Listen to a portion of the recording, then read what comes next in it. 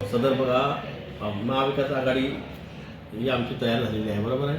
त्याच्यामध्ये प्रामुख्याने काँग्रेस पक्ष असू द्या, बहुजन विकास आघाडी आहे, मनसे आहे, RP आहे, इतर कोणते पक्ष असतील तेही संघटना असतील त्या सर्व आहेत त्यामध्ये.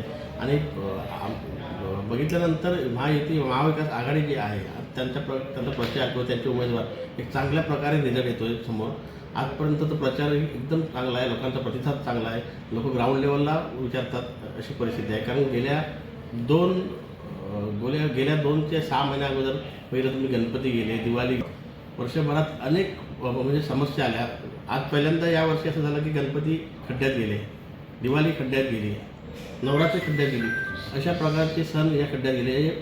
अनेक वर्षापासून असं कधी घडलं नव्हतं, परंतु याच वर्षी हे घडलं. महायुतीची सत्ता आल्यानंतर आता लोकांनाही कळते की ह्या संदर्भात जर इथे महाविकास आघाडीला आपण जर चांगल्या प्रकारे भरघोस मतांनी निवडून दिलं तर ते समस्या दूर होतील. नंतरचा भाग आहे राजकीय पुनर्वसन वगैरे, परंतु पक्षाने जो आदेश दिला तो मला पाळायचा आहे आणि पक्षाच्या पुढे आम्ही कधीही जात नाही, लक्षात नाही.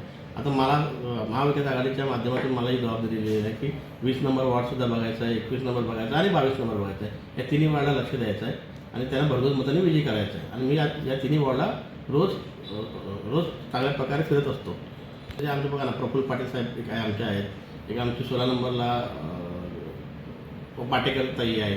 म्हणजे आम्हाला हे कॅन्डिडेट दिलेले आहेत आणि त्याच्यानंतर पुढचा भाग असेल तो काय वेगळा असेल, परंतु या मतांना किंवा ह्या लोकांना भरघोस मतांनी कसं निवडून द्यायचं हे आम्ही प्रयत्न करत आहोत.